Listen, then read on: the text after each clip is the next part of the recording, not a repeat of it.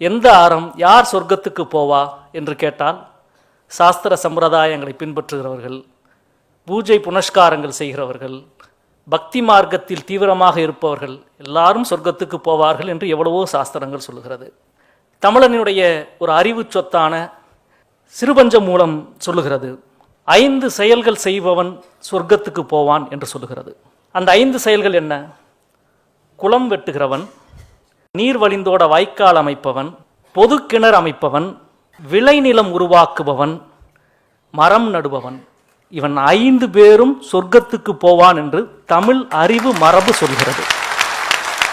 சொர்க்கம் என்றால் வேறொன்றுமல்ல, மண்ணில் நல்ல வண்ணம் வாழலாம் என்ற மகத்தான கனவுதான் சொர்க்கம். அது தனியாக வேறொன்றுமல்ல. இந்த மண்ணில் நல்ல வண்ணம் வாழ்வதற்கு இவையெல்லாம் இருந்தால் வாழலாம்.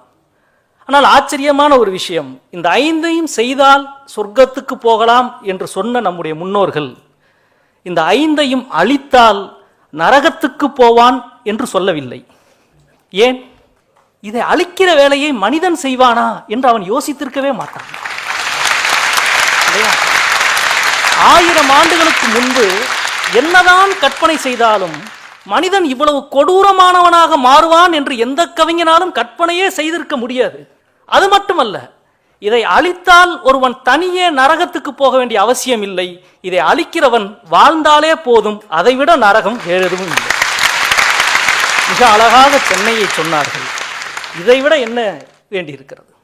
எனவே தான் நம்முடைய அறிவு முன்னோர்கள் அழகாக சொன்னார்கள், இயற்கை அறம்.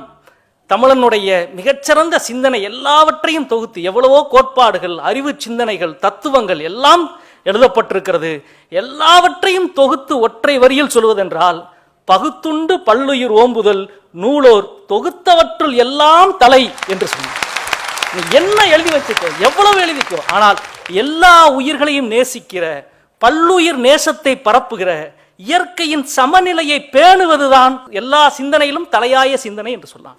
இயற்கையை பற்றிய தமிழர்களுடைய அழுத்தமான புரிதல் இயற்கை அறத்தை பேணுவது. நாம் உண்ணுகிற உணவில் விலங்குகளுக்கு இருக்கிற உரிமை, பறவைகளுக்கு இருக்கிற உரிமை மகத்தான உரிமை.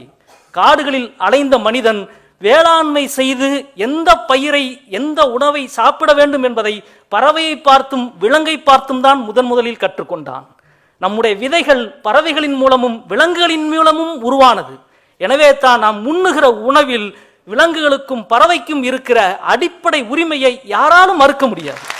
நீங்கள் யோசித்து பார்த்தால், ஏனென்றால் நாம் உண்ணுகிற உணவில் துவங்கி உறங்குகிற இடம் வரைக்கும் எல்லாவற்றையும் நாம் இயற்கையிலிருந்து தான் கற்றுக்கொண்டோம்.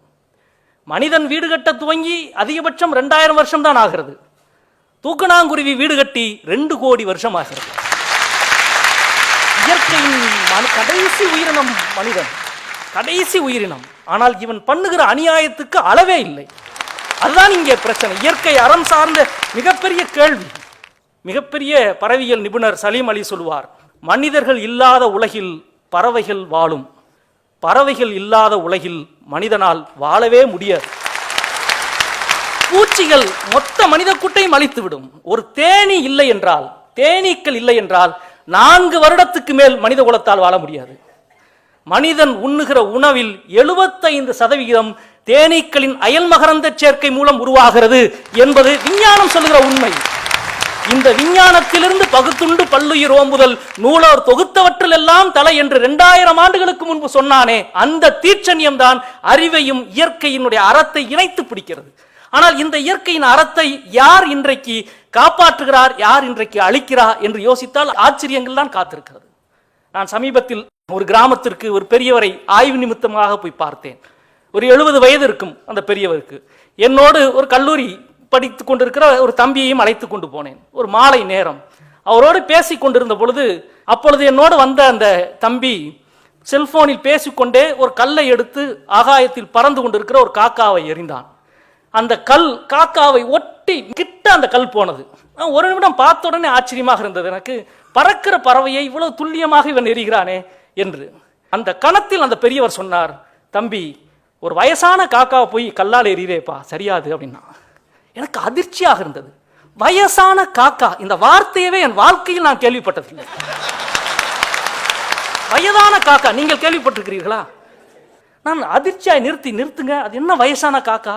எப்படி அந்த காக்காக்கு வயசாயிருச்சுன்னு நீங்க சொல்றீங்க என்று கேட்டேன். 70 வயது, தள்ளாடி பற்கள் முழுதும் விழுந்து விட்டது.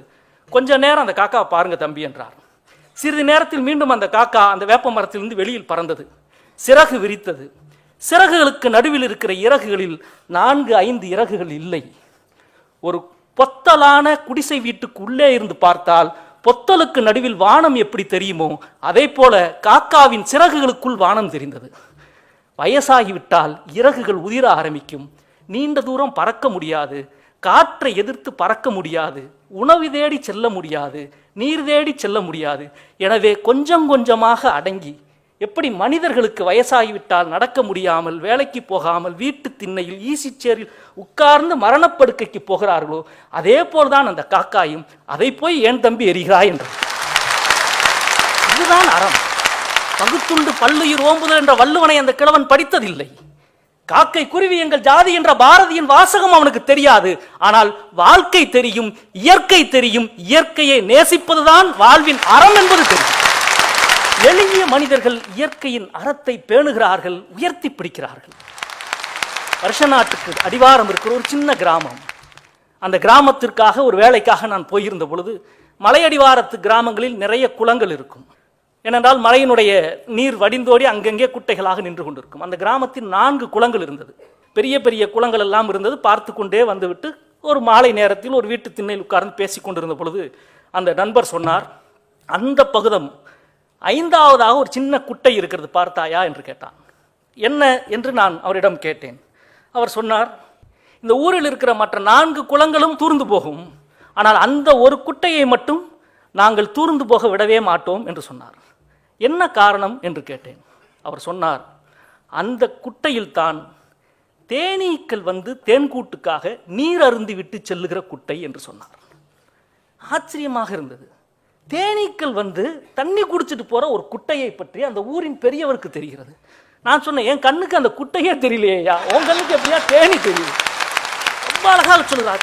அந்தி நேரத்தில், இன்னும் அந்தி நேரம் கூட சொல்லவில்லை, அழகான ஒரு வார்த்தை சொன்னார். வானத்தில் பகல் பறவைகள் பகலில் பறக்கும், இரவு பறவைகள், அது வவ்வாலாக இருந்தாலும் சரி, எல்லா இரவு பறவைகளும் இரவில் பறக்கும். ஆனால் பகல் மங்கி இரவு விடுவதற்கு முன்பு இருக்கிற ஒரு காலம் இருக்கிறதே, அது பறவைகள் அற்ற ஒரு வானம் இருக்கும். அந்த வானத்தில் தேனீக்கள் வரும் என்று சொன்னார். என்ன ஞானம், என்ன ஞானம்! அந்த ஞானம் இருப்பதால் தான் தேனீக்கள் அருந்துகிற குட்டைக்கு நீர் வற்றிவிடக் கூடாது என்ற அக்கறை அந்த கிராமத்து மனிதனுக்கு இருக்கிறது. நண்பர்களே, 150 வருட கட்டடத்தை, பாரம்பரியமான கட்டிடம் இடிக்கக்கூடாது என்று சொல்லுகிற நாம் 1000 வருட குளத்தை போகிற போக்கில் அழித்துக் கொண்டிருக்கிறோம். என்ன நியாயம்?